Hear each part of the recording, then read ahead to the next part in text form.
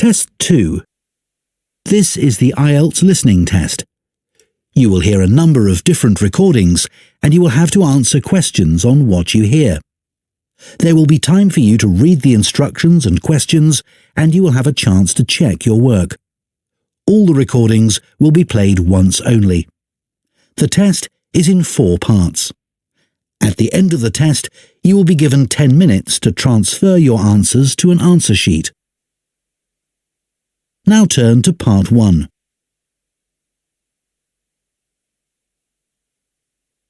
Part 1. You will hear a woman from a job agency giving information to a man about work in a chain of restaurants. First, you have some time to look at questions 1 to 5.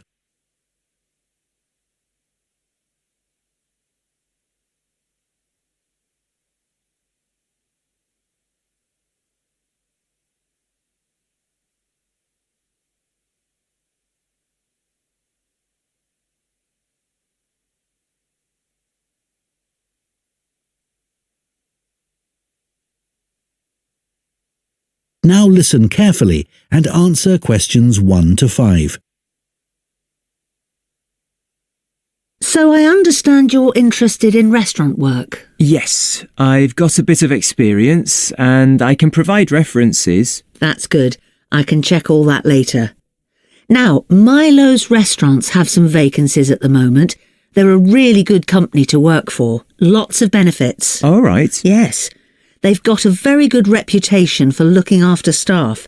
For example, all employees get training, even temporary staff. Oh, really? That's quite unusual, isn't it? Certainly is. And do staff get free uniforms too? You just need to wear a white t-shirt and black trousers, it says here. So I guess not. But another benefit of working for a big company like this is that you can get a discount at any of their restaurants. Even at weekends? No, but you'll be working then anyway. Oh, yes, I suppose so. Most of their restaurants are in the city centre, aren't they? So easy to get to by bus? Yes, that's right. But if you have to do a late shift and finish work after midnight, the company will pay for you to get a taxi home. I probably won't need one. I think I'd use my bike. OK. Now, they do have some quite specific requirements for the kind of person they're looking for. Milo's is a young, dynamic company, and they're really keen on creating a strong team.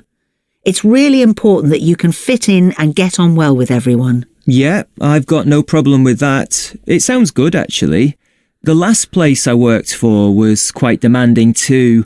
We had to make sure we gave a really high level of service. That's good to hear, because that will be equally important at Milo's. I know they want people who have an eye for detail. That's fine. I'm very used to working in that kind of environment. Perfect. So the only other thing that's required is good communication skills, so you'll need to have a certificate in English. Sure. Before you hear the rest of the conversation, you have some time to look at questions 6 to 10.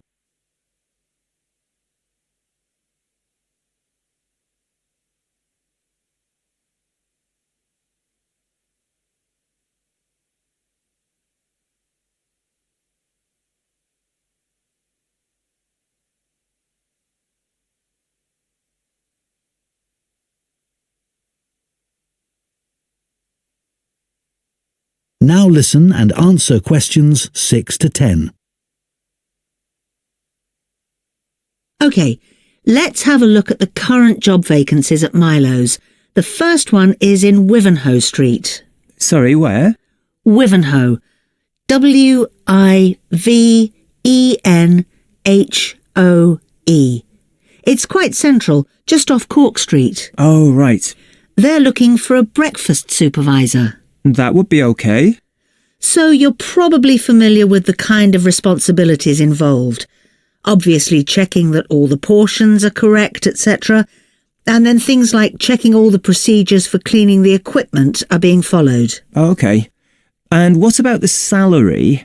In my last job I was getting £9.50 per hour. I was hoping to get a bit more than that. Well, to begin with you'd be getting £9.75, but that goes up to £11.25 after 3 months. That's not too bad. And I suppose it's a very early start. That's the only unattractive thing about this job. But then you have the afternoons and evenings free. So the restaurant starts serving breakfast from 7 a.m.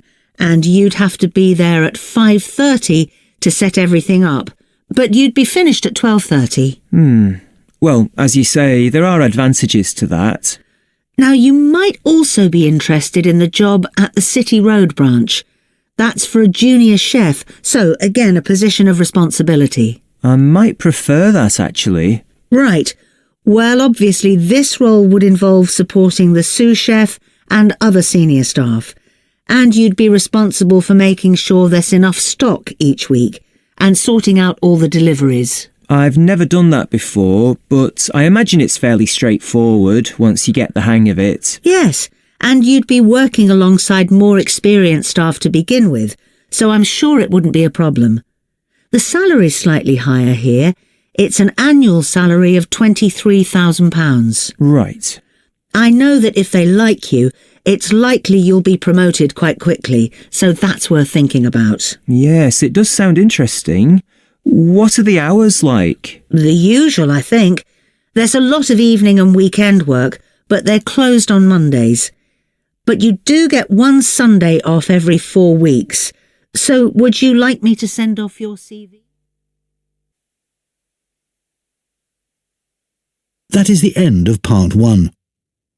You now have 1 minute to check your answers to part 1.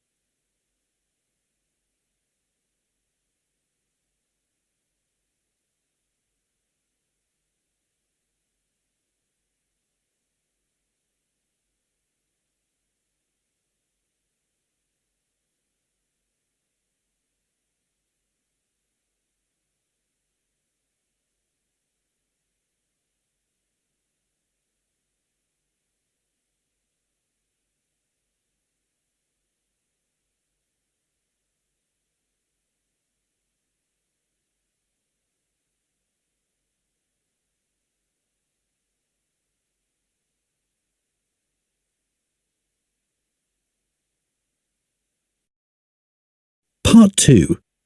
You will hear a talk to members of the public about plans for a new housing development near a town called Nunston. First, you have some time to look at questions 11 to 14.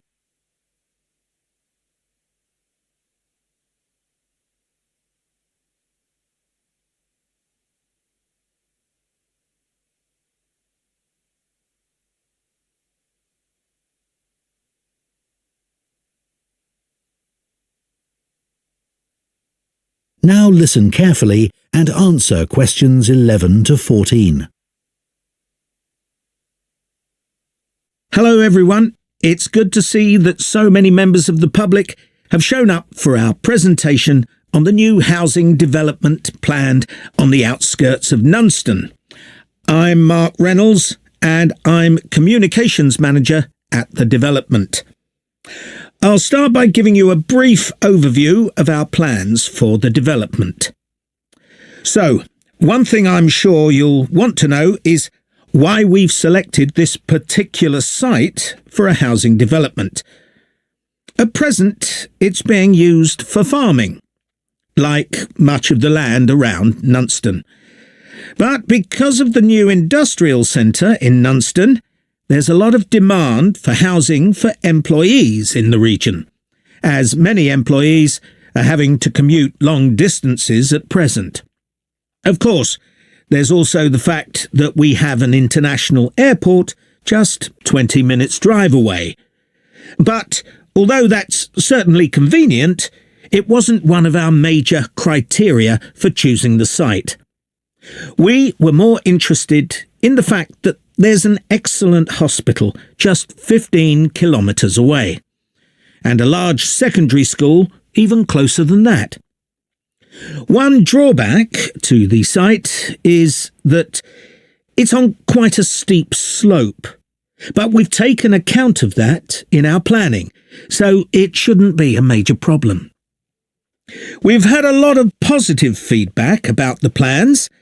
People like the wide variety of accommodation types and prices, and the fact that it's only a short drive to get out into the countryside from the development.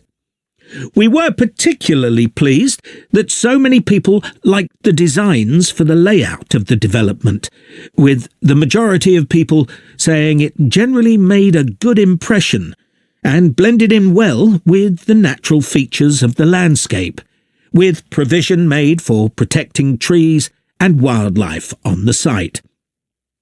Some people have mentioned that they'd like to see more facilities for cyclists, and we'll look at that, but the overall feedback has been that the design and facilities of the development make it seem a place where people of all ages can live together happily. Before you hear the rest of the talk, you have some time to look at questions 15 to 20.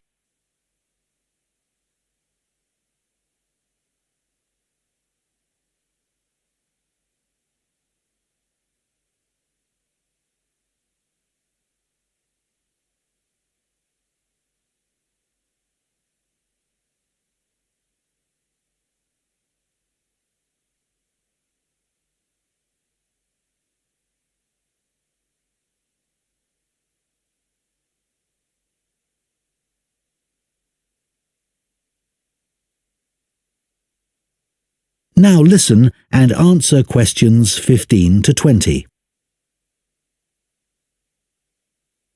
OK, so I'll put a map of the proposed development up on the screen. You'll see it's bounded on the south side by the main road, which then goes on to Nunston. Another boundary is formed by London Road on the western side of the development. Inside the development, there'll be about 400 houses and 3 apartment blocks. There'll also be a school for children up to 11 years old. If you look at the south entrance at the bottom of the map, there's a road from there that goes right up through the development. The school will be on that road, at the corner of the second turning to the left. A large sports centre is planned with facilities for indoor and outdoor activities. This will be on the western side of the development, just below the road that branches off from London Road. There'll be a clinic where residents can go if they have any health problems. Can you see the lake towards the top of the map? The clinic will be just below this, to the right of a street of houses. There'll also be a community centre for people of all ages. On the northeast side of the development, there'll be a row of specially designed houses specifically for residents over 65, and the community centre will be adjoining this. We haven't forgotten about shopping. There'll be a supermarket between the 2 entrances to the development. We're planning to leave the 3 large trees near London Road, and it'll be just to the south of these. It's planned to have a playground for younger children. If you look at the road that goes up from the south entrance, you'll see it curves round to the left at the top, and the playground will be in that curve with nice views of the lake. OK, so now, does anyone have any questions? That is the end of Part 2. You now have 30 seconds to check your answers to Part 2.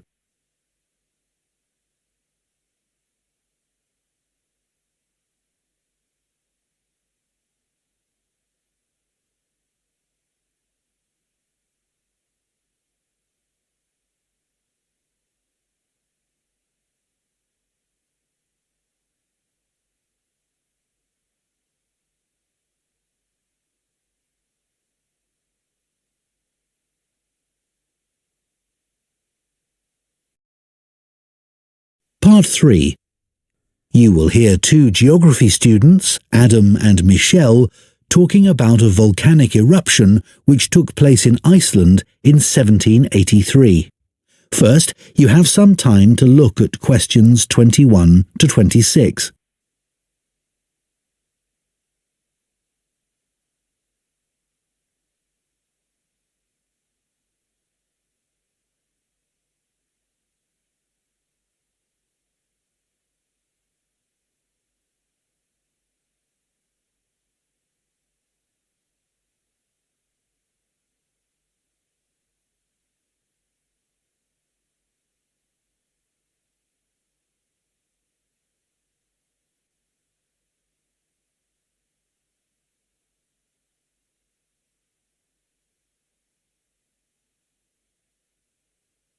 Now listen carefully and answer questions 21 to 26. So, Michelle, shall we make a start on our presentation? We haven't got that much time left. No, Adam, but at least we've done all the background reading. I found it really interesting. I'd never even heard of the Laki eruption before this. Me neither. I suppose 1783 is a long time ago. But it was a huge eruption, and it had such devastating consequences. I know. It was great there were so many primary sources to look at. It really gives you a sense of how catastrophic the volcano was. People were really trying to make sense of the science for the first time. That's right. But what I found more significant was how it impacted directly and indirectly on political events, as well as having massive social and economic consequences. I know. That should be the main focus of our presentation. The observations made by people at the time were interesting, weren't they? I mean, they all gave a pretty consistent account of what happened, even if they didn't always use the same terminology. Yeah. I was surprised there were so many weather stations established by that time. So, you can see how the weather changed often by the hour. Right. Writers at the time talked about the Laki haze to describe the volcanic fog that spread across Europe. They all realised that this wasn't the sort of fog they were used to. And, of course, this was in pre-industrial times, so they hadn't experienced sulphur-smelling fog before. No, that's true. Reports from the period blamed the haze for an increase in headaches, respiratory issues and asthma attacks. And they all describe how it covered the sun and made it look a strange red colour. Must have been very weird. It's interesting that Benjamin Franklin wrote about the haze. Did you read that? He was the American ambassador in Paris at the time. Yeah.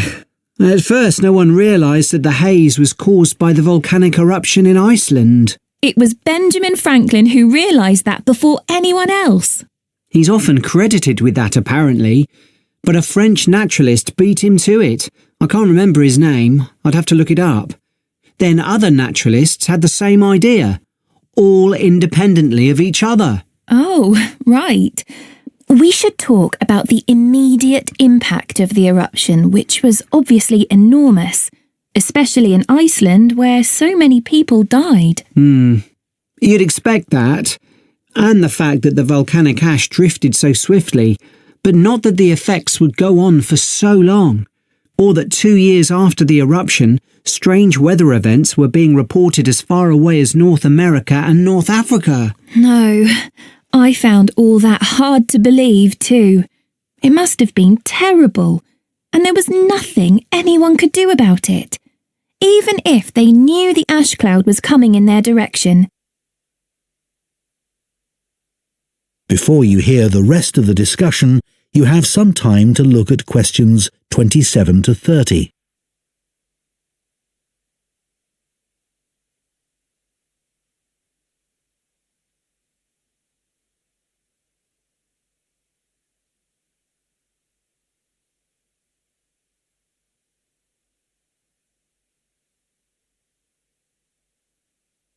Now listen and answer questions 27 to 30. We should run through some of the terrible consequences of the eruption experienced in different countries. There's quite a varied range. Starting with Iceland, where the impact on farming was devastating. One of the most dramatic things there was the effect on livestock as they grazed in the fields.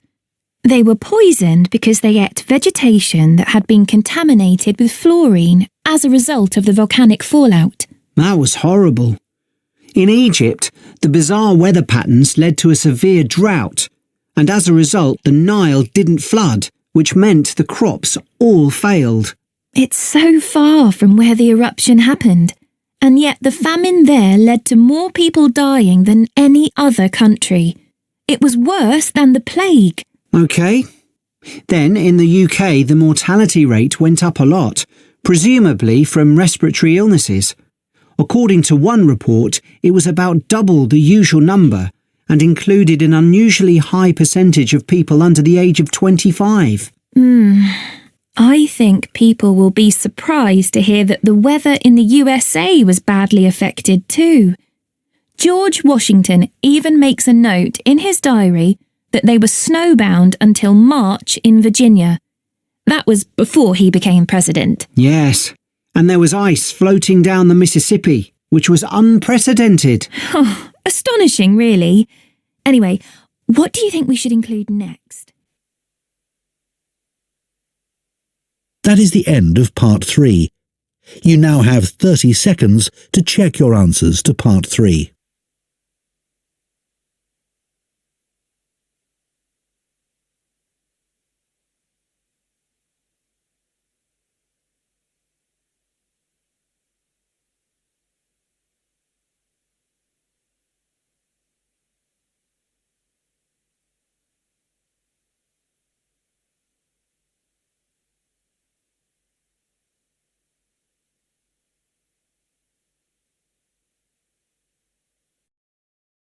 Part 4.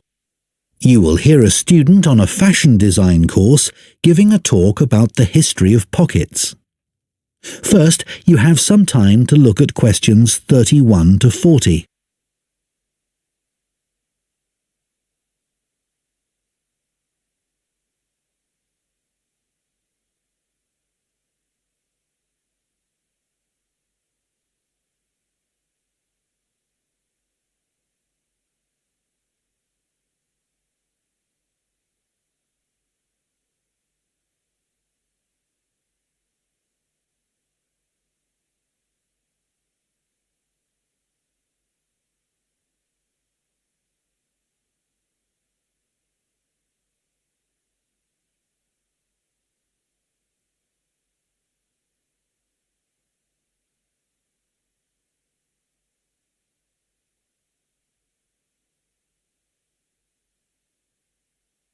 Now listen carefully and answer questions 31 to 40.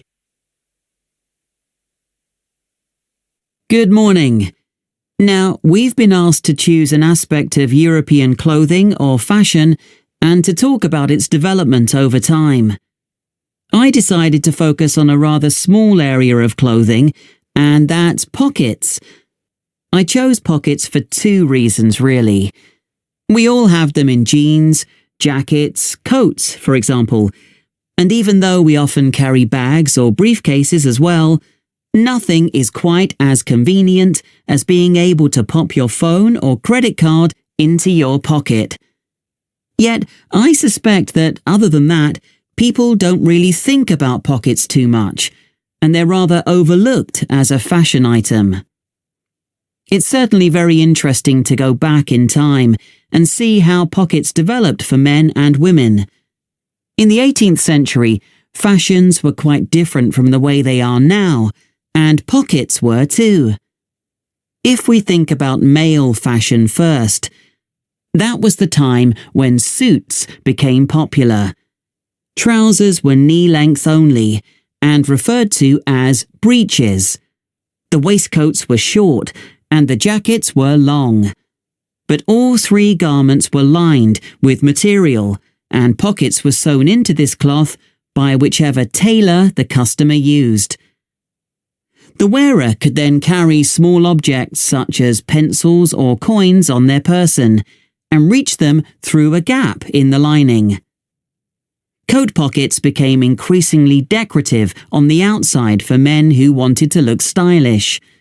But they were often larger but plainer if the wearer was someone with a profession who needed to carry medical instruments, a doctor or physician, for example.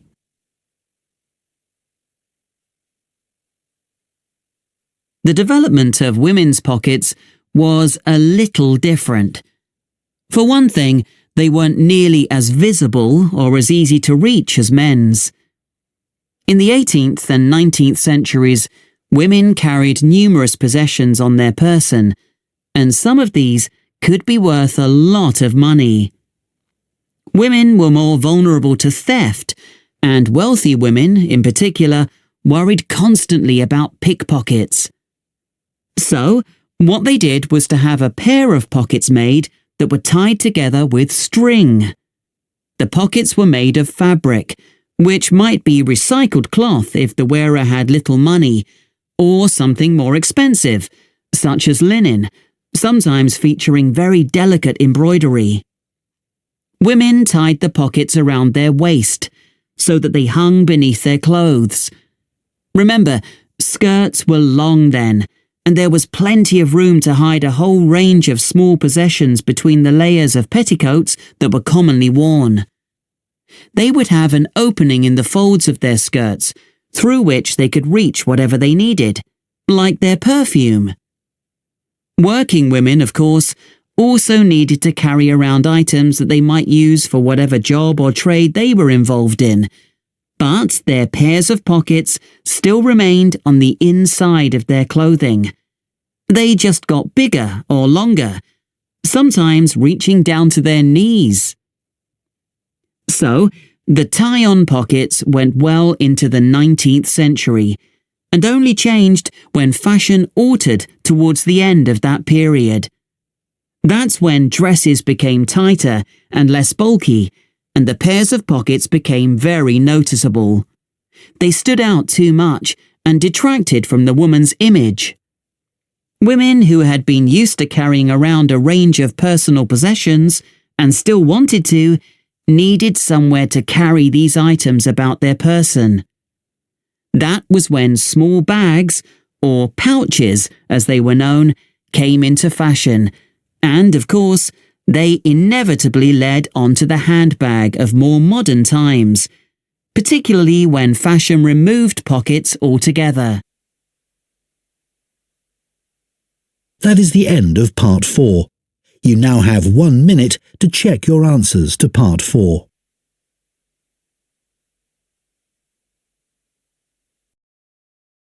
Test 2.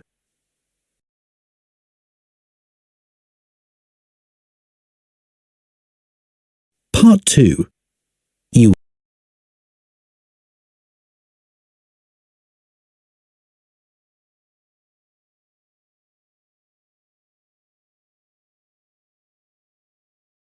Part 3.